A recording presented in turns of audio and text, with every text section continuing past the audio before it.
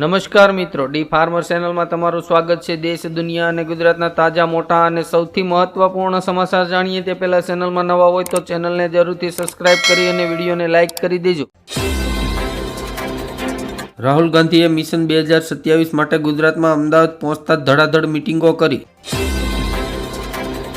રાહુલ ગાંધીએ ગુજરાતમાં કોંગ્રેસના નેતાઓનો ક્લાસ લીધો, માંગ્યા હારના કારણો।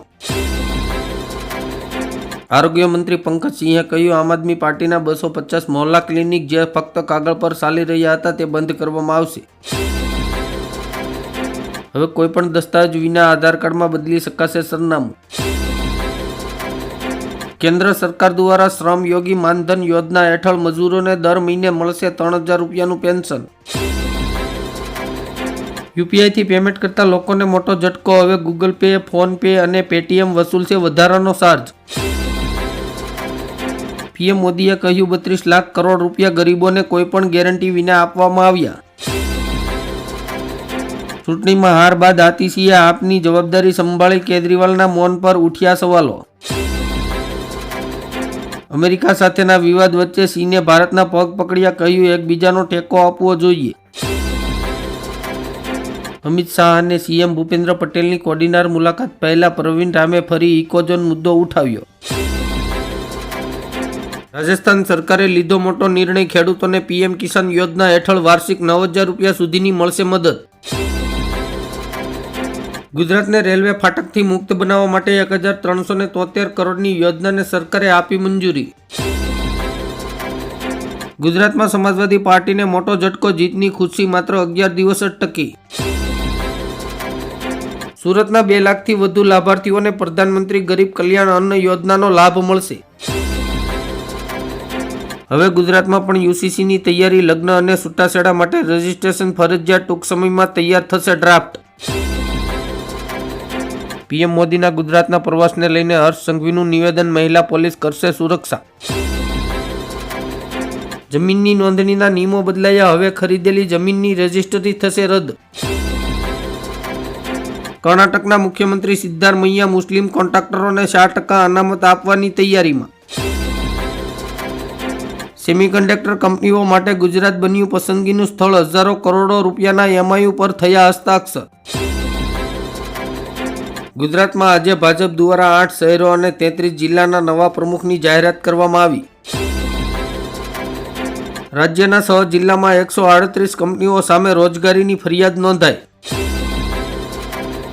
ઓસ્ટ્રેલિયામાં 51 વર્ષમાં સૌથી મોટું વાવાઝોડું ત્રાટકશે, 20,000થી વધુ ઘરો ડૂબી જવાનો ભય। આગામી 25 વર્ષમાં ભારતમાં મુસ્લિમોની વસ્તીમાં થશે મોટા પાયે વધારો, ભારત સૌથી મોટો મુસ્લિમ રાષ્ટ્ર બનશે।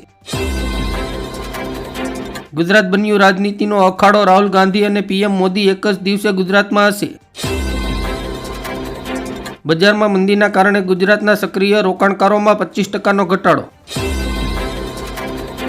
ઔરંગઝેબ વિવાદ પર સીએમ યોગીનું મોટું નિવેદન, કહ્યું અબુ આઝમીને યુપી મોકલી દો, અમે તેનો ઇલાજ કરીશું।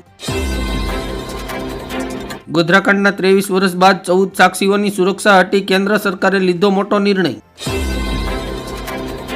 પંજાબના ખેડૂતો ફરી આંદોલન શરૂ કરે તે પહેલા પૂર્વ 200 નેતાઓની અટકાયત। નેપાળમાં ધાર્મિક વસ્તી પરિવર્તન, હિન્દુ ધર્મમાં ઘટાડો, મુસ્લિમ અને અન્ય ધર્મોમાં વધારો। ગુજરાતમાં છેલ્લા 2 વર્ષમાં 286 સિંહોના મોત। અલ્હાબાદ હાઈકોર્ટે સંભલ શાહી જામા મસ્જિદને વિવાદિત માળખું જાહેર કર્યું। દિલ્હીની મહિલાઓના ખાતામાં 3 દિવસમાં આવશે 2500 રૂપિયા। કોરોનામાં મૃત્યુ પામેલા વીજ કર્મચારીઓના પરિવારને 25 લાખની સહાય। વિધાનસભામાં ગુજરાતના દેવા પર ચર્ચા, રાજ્યના દરેક વ્યક્તિ માથે 2,59,000 રૂપિયાનું દેવું। પીએમ મોદીએ કહ્યું, ભારત ટૂંક સમયમાં $5,000 અબજ અર્થવ્યવસ્થા બની જશે। ઉર્જા મંત્રી કનુભાઈ દેસાઈએ કહ્યું, ગુજરાતના ખેડૂતોને વીજ બિલમાં રાહત આપવા માટે છેલ્લા 2 વર્ષમાં 18,000 કરોડની સબસિડી અપાઈ। કેન્દ્ર સરકારની મોટી જાહેરાત, અકસ્માતમાં ઘાયલ લોકોને મળશે 1.5 લાખ રૂપિયા સુધીની મફત સારવાર। વેસ્ટર્ન ડિસ્ટર્બન્સ સક્રિય થતા કડાકા ભડાકા સાથે 18 રાજ્યોમાં વરસાદની આગાહી। ઈ મેમો નહીં ભરનાર 8,000થી વધુ વાહન ચાલકોને કોર્ટની નોટિસ. વહાલી દીકરી યોજના અંતર્ગત ગુજરાત સરકાર દીકરીના જન્મ પર 1,10,000 રૂપિયાની સહાય આપશે. મેડિકલ કોલેજના વિદ્યાર્થીઓ માટે સારા સમાચાર. દરેક જિલ્લામાં જલ્દીથી શરૂ થઈ જશે મેડિકલ કોલેજ. અમદાવાદ સિવિલ્સ કેમ્પમાં કરોડોના ખર્ચે બની રહી છે 2,000 બેડની નવી હોસ્પિટલ. દર્દીઓને મળશે દરેક સુવિધા. જન્મ મરણ પ્રમાણપત્ર મેળવવું પણ બન્યું મોંઘું. ગુજરાત સરકારે નોંધણી ફીમાં 10 ગણો કર્યો વધારો. મહિલા દિવસ પહેલા આશા વર્કરોને સૌથી મોટી ભેટ. ગ્રેજ્યુટી સહિત અન્ય સુવિધાઓનો મળશે લાભ. મસ્જિદમાં પરવાનગી વિના લાઉડ સ્પીકરનો ઉપયોગ કરવા પર મૌલવી પર થશે કેસ. ગૃહિણીઓનું બજેટ ખોરવાયું. ઉનાળાની શરૂઆત થતાં લીંબુના ભાવ આસમાને. દક્ષિણ ગુજરાતના પશુપાલકો માટે સારા સમાચાર. 100 રૂપિયામાં ગાય ભેંસનો વીમો ઉતારી શકશો. આદિવાસી વિદ્યાર્થીઓ માટે રાજ્ય સરકારનું મોટું પગલું. 50 ઉમેદવારોને મળશે પાયલોટની તાલીમ. આંબાલાલ પટેલની ભવિષ્યવાણી. માસમાં ગ્રહો એવી સાલ બદલશે કે વાતાવરણમાં મોટી ઉથલપુથલ થશે. દાંતીવાડા ડેમના 52 વર્ષ બાદ દરવાજા બદલવાની કામગીરી શરૂ. ઔરંગઝેબના સમયમાં ભારત સોનાની સીડી હતી. સપા નેતા અબુ આઝમીનું વિવાદાસ્પદ નિવેદન. કર્ણાટકમાં ડીકે શિવકુમારને સીએમ બનાવવાની અટકળો તેજ. દિલ્હીની મહિલાઓ માટે સારા સમાચાર. મહિલા સમૃદ્ધિ યોજના માટે નોંધણી 8 માર્ચથી શરૂ થશે. સોની યોજના દ્વારા 49 ગામોને આગામી સમયમાં સિંચાઈ માટે મળશે નર્મદાનું પાણી. ઉત્તર પ્રદેશમાં 9 થી 12 સુધીના વિદ્યાર્થીઓ માટે મોટી ભેટ. યોગી સરકાર અભ્યાસ માટે આપશે 3,000 રૂપિયા. રાજ્ય સરકારે 2 વર્ષમાં 94,000 કરોડની લોન લીધી. ગુજરાત સરકારે સરકારી તેજુરીમાંથી અદાણીને ચૂકવ્યા કરોડો રૂપિયા. સુપ્રીમ કોર્ટનો ઐતિહાસિક નિર્ણય. હવે અંધા લોકો પણ બની શકશે જજ. તમિલનાડુના સીએમ સ્ટાલિનનું ચોંકાવનારું નિવેદન. તાત્કાલિક બાળકો પેદા કરો. ફડણવીસ સરકારનો મોટો નિર્ણય. 14 વર્ષ સુધીની છોકરીઓને કેન્સરની રસી ફ્રીમાં આપવામાં આવશે.